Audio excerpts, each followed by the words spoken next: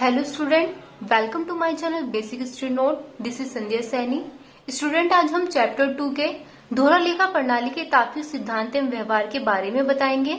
ठीक है स्टूडेंट, तो चलिए देखते हैं इसके बारे में। आज का जो टॉपिक है दोहरा लेखा प्रणाली से स्टूडेंट, तो ध्यान से समझिएगा दोहरा लेखा प्रणाली होती क्या है। ठीक है स्टूडेंट, दोहरा लेखा प्रणाली की एक ऐसी स्थिति, एक ऐसी प्रणाली है जिसमें समस्त व्यापारिक लेन देनों के ऋणी यानी कि डेबिट तथा धनी यानी क्रेडिट दो रूप होते हैं तथा उन दोनों को रूपों में निश्चित नियमों के अनुसार लिखा जाता है। ठीक है स्टूडेंट, उदाहरण के लिए मान लीजिए कि 500 रुपए मोहन को दिए गए। ठीक है, इस लेन देन को 2 रुपए में हुआ है, यानी कि 2 रूप में हुआ है। अब 2 रूप कैसे हुए हैं वो आप देख लीजिए। एक रूप तो रोकड़ को दिया जाना है तथा दूसरा मोहन द्वारा रोकड़ प्राप्त करना है। अब मोहन द्वारा यानी मोहन को दिए गए, याद रखिए स्टूडेंट, मोहन को दिया है यानी मोहन को मिला है, इसलिए रोकड़ जो प्राप्त की है वो किसने की है, मोहन ने की है। तो मोहन को क्या कर देंगे स्टूडेंट, डेबिट कर देंगे।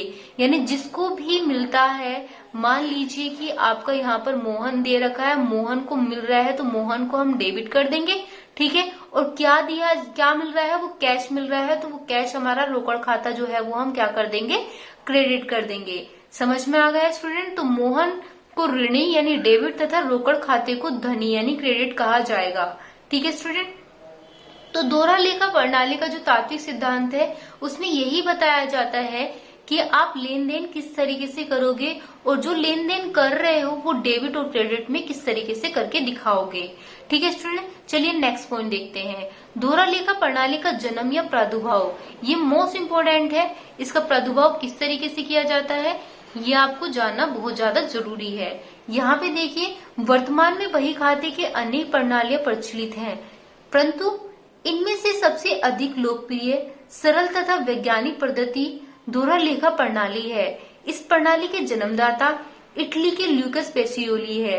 स्टूडेंट, ये क्वेश्चन एग्जाम में बहुत बनकर आया है, इतना ध्यान रखिएगा। इस प्रणाली के जन्मदाता है वो कौन है, लूकस पेसियोली, ये जो यहाँ पर दे रखा है। ठीक है स्टूडेंट, इसको आप याद रखिएगा, ये बहुत क्वेश्चन बनकर आता है, ये शॉर्ट में भी बनकर आता है और वेरी शॉर्ट में, ऑप्शन टाइप में, टिक में, ये बहुत सारे हर तरीके से किसी भी तरीके से बनकर यहाँ पर आ जाएगा आपके एग्जाम में।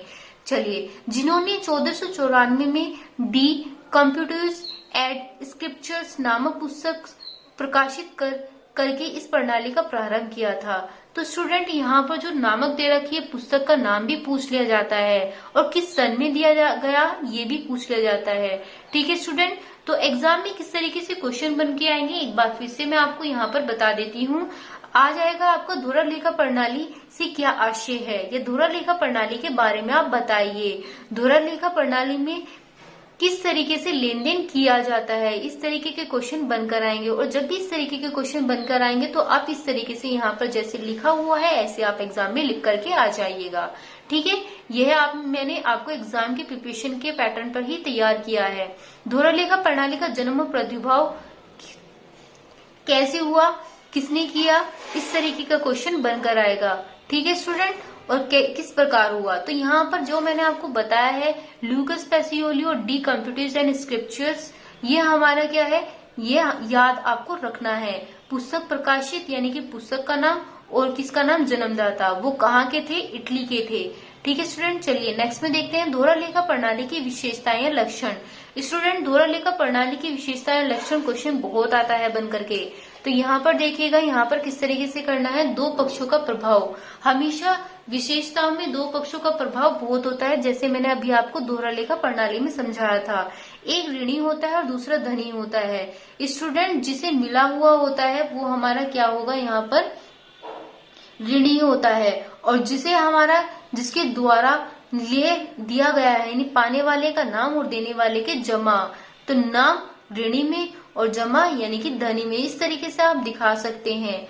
ठीक है स्टूडेंट, ऋणी एवं धनी दोनों पक्षों का योग हमेशा क्या होता है, समान होता है। किसमें, दोहरा लेखा प्रणाली में। जब हम दोहरा लेखा प्रणाली आपको बताएंगे तो हम उसमें ऋणी और धनी दोनों लिख करके दिखाएंगे। मान लिया कि जैसे कि हमने अभी अभी आपको ऊपर दिखाया था कि 500 रुपए मोहन को दिए हैं। ठीक है, तो मोहन को क्या कर दिया हमने, डेबिट कर दिया, और आगे क्या कर दिया, क्रेडिट कर दिया, किसे, कैश को क्रेडिट कर दिया, रोकड़ खाते को धनी कर दिया। अब हम क्या करेंगे, अमाउंट हम दोनों का ही इक्वल दिखाएंगे, मोहन को भी 500 में दिखाएंगे और रोकड़ खाते का धनी जो शेष है वो भी 500 में ही दिखाएंगे।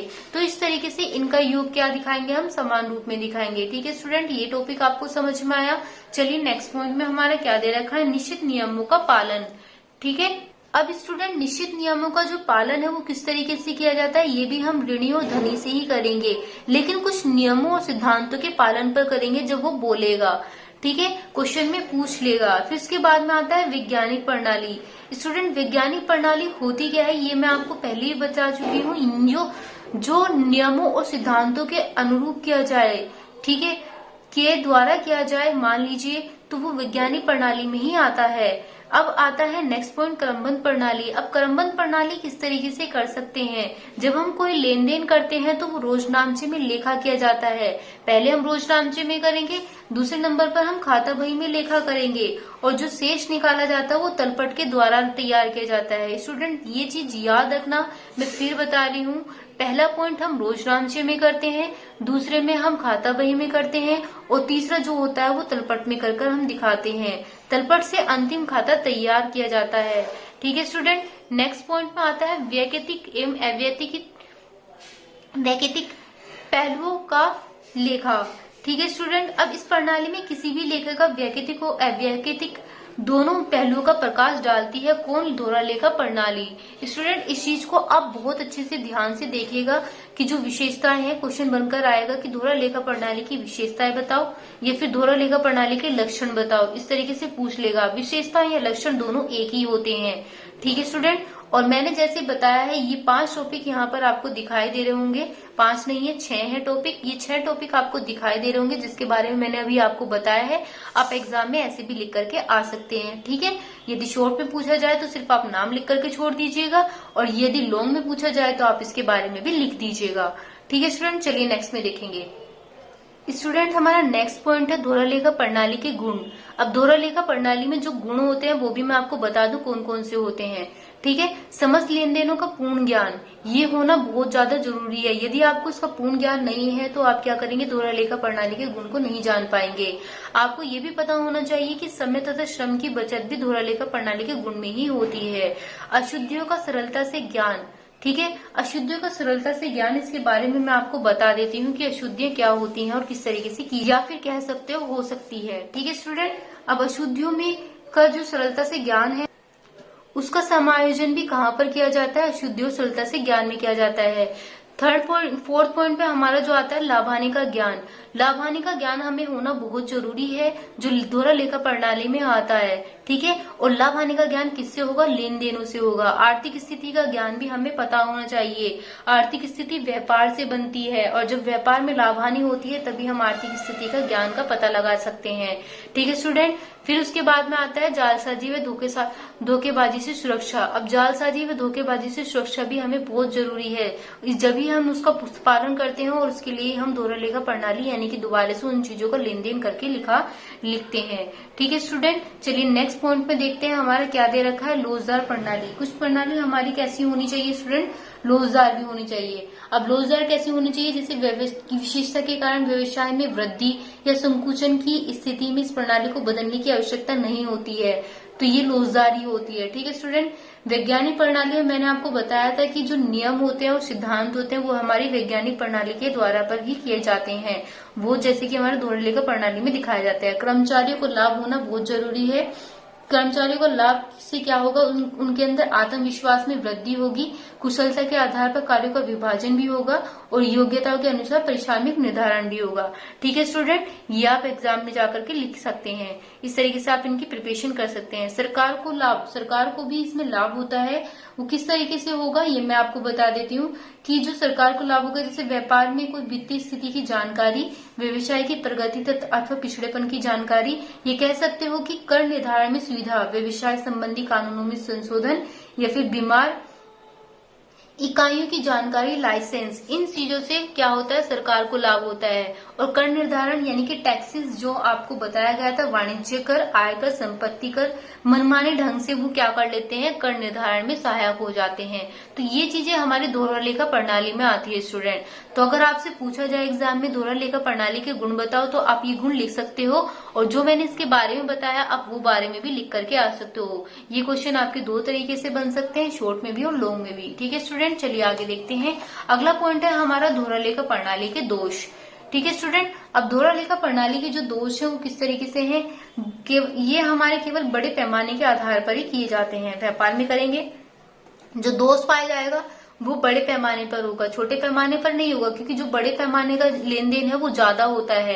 ठीक है स्टूडेंट, और विशेष ज्ञान की आवश्यकता हमें दोहरा लेखा प्रणाली में होनी चाहिए। यदि हमें विशेष ज्ञान की आवश्यकता नहीं होगी तो हमें लाभ हानि का ज्ञान नहीं होगा और हमें हानि होती चली जाएगी। तो ये हमारा सबसे बड़ा दोष है।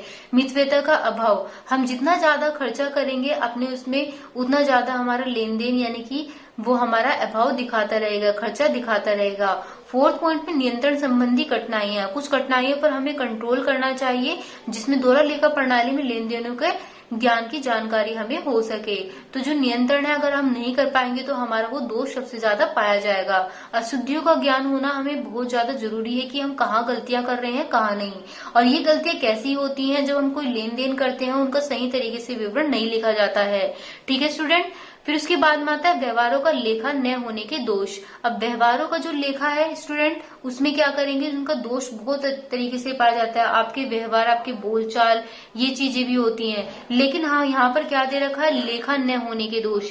मान लीजिए कोई हमारा लेन देन हो रहा है और हम उसका लेखा नहीं कर रहे हैं, हम उसका लेखा अगले दिन कर रहे हैं, हमें वो पूरी तरीके से याद नहीं रहा है और गलती से वहां पर कोई और धनराशि लिखी गई है, लेन देन किसी और के उसमें लिखा गया है, तो ये हमारे व्यवहार में लेखन होने का सबसे बड़ा दोष पाया जाता है। तो स्टूडेंट यहाँ पर जो दे रखा है दोहरा लेखा प्रणाली के दोष आपने देख ही लिए होंगे, ये यहाँ पर 6 पॉइंट है। ठीक है, तो दोहरा लेखा प्रणाली का क्वेश्चन बनकर आता है दोहरा लेखा प्रणाली के दोष होते क्या हैं। ठीक है, तो आप इनके यहाँ पर नाम भी लिख सकते हैं या फिर इनके बारे में भी लिख करके दिखा सकते हैं। चलिए सबसे मोस्ट इम्पोर्टेंट पॉइंट पर आ जाते हैं। ये मोस्ट इम्पोर्टेंट पॉइंट है, हर बार जो एग्जाम में पूछे जाता है कि क्या दोहरा लेखा प्रणाली वैज्ञानिक एवं सर्वश्रेष्ठ होती है। ये जानना बहुत जरूरी है कि दोहरा लेखा प्रणाली वैज्ञानिक एवं सर्वश्रेष्ठ दोनों हो सकती है। ठीक है, कैसे, दोहरा लेखा प्रणाली वैज्ञानिक एवं सर्वश्रेष्ठ दोनों है। ठीक है, दोनों ही होती हैं। अभी मैंने ऊपर आपको अच्छे से विवरण करके बताया, उसका लाभ भी बताया, उसका गुण भी बताया, उसका दोष भी बता दिया, उसके उद्देश्य के बारे में बताया। फिर अगर क्या आगे क्या दे रखा है यहाँ पे स्टूडेंट, दोहरा लेखा प्रणाली को वैज्ञानिक पद्धति माना जाता है। ठीक है, और साथ ही साथ क्या माना जाता है, दोहरा लेखा प्रणाली में अनेक गुण भी पाए जाते हैं, क्योंकि दोहरा लेखा प्रणाली सर्वश्रेष्ठ भी मानी गई है। गुण मैंने अभी आपको बताए थे, जैसे समस्त लेन देन का पूर्ण ज्ञान उनमें होता है, समय व श्रम का बचत का ज्ञान होता है, अशुद्धियों को सरलता से पता लगाया जा सकता है, लाभ हानि का ज्ञान हो सकता है। अब अशुद्धियों को सरलता से कैसे पता लगाया जा सकता है, जब दोहरा लेखा प्रणाली दो तरीके से आप लेन देन का लेखा जोखा करोगे तो उसमें आप आसानी से पता लगा सकते हो। तो ये क्या होता है, हमारा दोहरा लेखा प्रणाली वैज्ञानिक एवं सर्वश्रेष्ठ दोनों होती है।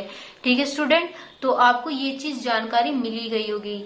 ठीक है स्टूडेंट, आज जो मैंने टॉपिक आपको बताया है ये एग्जाम में आपके क्वेश्चन बनकर आएंगे, तो इसलिए इन चीजों को आप ध्यान से देख लीजिएगा और इन्हें जितना हो सके अच्छे से प्रिपरेशन कर लीजिए अपने उसके लिए, एग्जाम के लिए। ठीक है स्टूडेंट, और मैंने आपको बताया था कि लूकास पेसियोली, ये आपको याद रखना है, कौन है, दोहरा लेखा प्रणाली के जन्मदाता है, और उसके बुक का नाम भी याद रखना है, और किस सन में हुआ था, 1494 में हुआ था। ठीक है, और इसके लेन देन का भी आपको पता होना चाहिए, किस तरीके से हम उसे धनी करते हैं और किस तरीके से हम ऋणी करते हैं। ये किस में आता है, दोहरा लेखा प्रणाली के तात्विक सिद्धांत एवं व्यवहार में आता है। स्टूडेंट, यदि आपको वीडियो पसंद आई है तो वीडियो को लाइक कीजिए, सब्सक्राइब कीजिए, ताकि आने वाली वीडियो आपको कंटिन्यू मिलती रहे। ठीक है स्टूडेंट, अगर वीडियो आपको पसंद आई है तो वीडियो कमेंट बॉक्स में बताइएगा कि वीडियो आपको कैसी लगी। ठीक है स्टूडेंट, थैंक यू।